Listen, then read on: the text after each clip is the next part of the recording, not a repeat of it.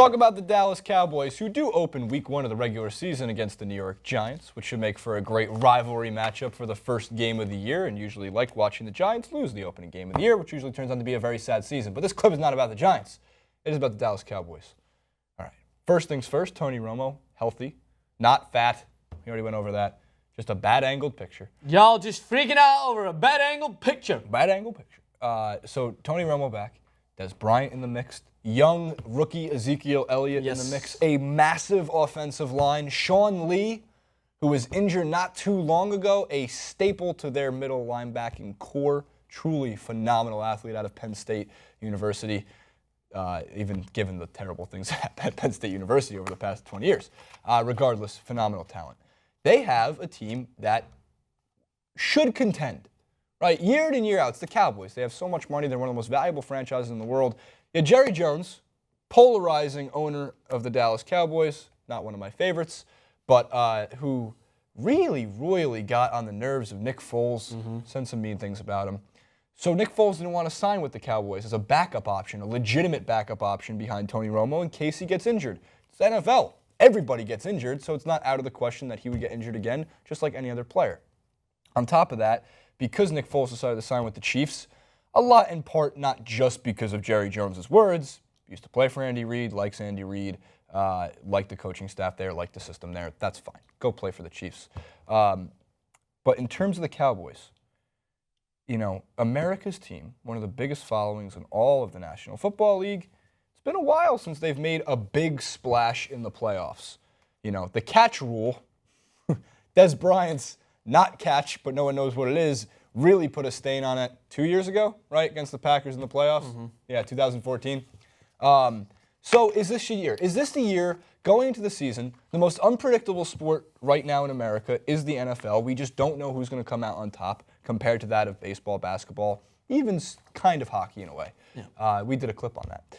Well, Francis, given what you know about Tony Romo and Dez Bryant, and you not liking the Cowboys also because I won't sit at the same desk as you if you did. No, is this the year? No, but this is the thing, Jason. I'll take you back to last year's conversation, right? And it's like, all right, we've got Tony Romo, phenomenal quarterback on his day when healthy. We have Dez Bryant, just a mountainous figure who in any given day can be one of the best players in the NFL. We have the controversial but still kind of dominant Greg Hardy at the back who's going to throw some people around. God, you're right. And that of aggressive figure, right? This is last season, and then we go, all right, Tony Romo's injured. So everything else immediately just starts to tumble downhill. And that's going to be the exact same reason I'm confident enough to say this season. It just goes on whether Tony Romo remains fit or not. So you think, so it's all, if Tony Romo does not maintain his fitness and Tony Romo goes through this season without being injured, the Dallas Cowboys can make the playoffs. The Dallas Cowboys will be a team to look out for this Interesting season, question. with Ezekiel Elliott as well. Interesting question for Dan, Jacory, whoever's in the booth.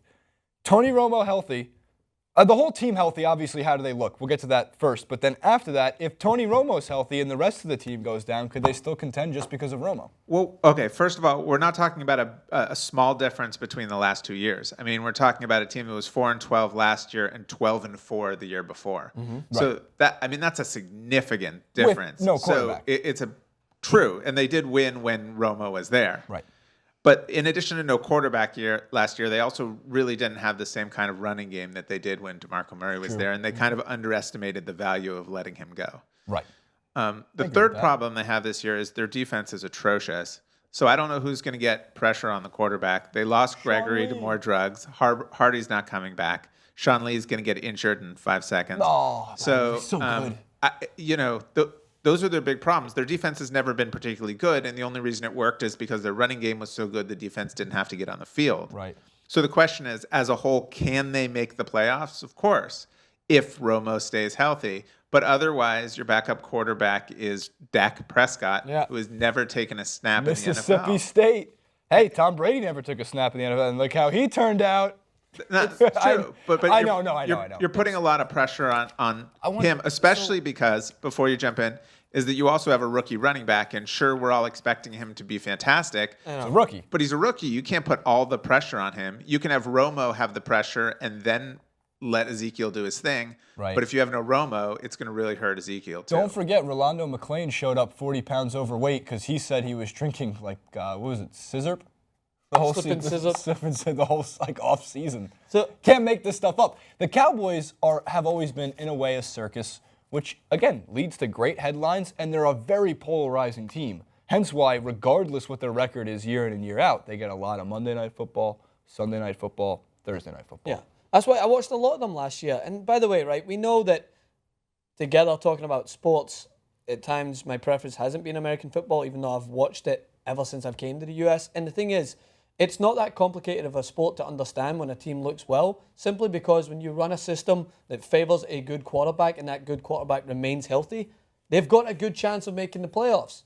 Tony Romo is vital to their system. He's vital to their success going forward. Yeah, you may have said that they've won before. I remember a couple of years ago when Tony Romo went down injured and he still managed to do decently well.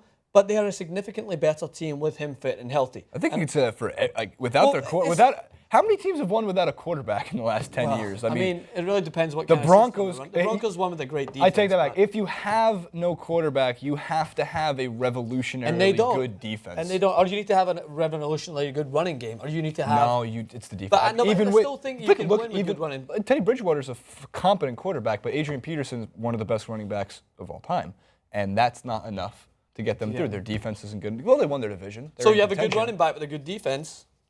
I think if you have a great defense, you can do anything. We turned Eli Manning into a 2-time Super Bowl champion. So I think it's not a complicated game when you simplify it to the point where you have a team that on paper have talented players. Mm-hmm. I think that Dan makes the right point as well. As Ezekiel Elliott's coming in with a huge kind of expectancy as to what he can deliver, seeing as how well he played in college football. And the kid's gifted, there's no doubt about that. But coming in with all that pressure, as Dan mentioned, you want the pressure to be on your experienced quarterback, and then you want to utilize that running back, that weapon, when you have to utilize it. And keeping Tony Romo healthy will define the season for the Cowboys. I mean, if I had the possibility of picking him for my fantasy football team in the league that I'm going to be in, you better believe I'm not doing that. You're going to get your ass kicked in fantasy football. There's no way.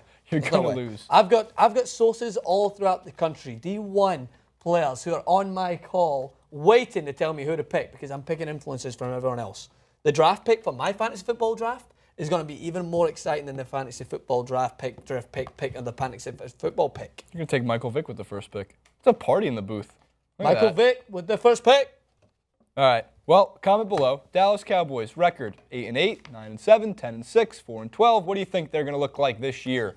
Barring health. In an all-perfect world, nobody gets injured. Nobody gets injured. What do the Cowboys look like going into the season? Who's their coach? 10-6. Comment below. Jason Garrett's still at the helm. Okay. Sports. These chips are good. 5, 4, 3, 2.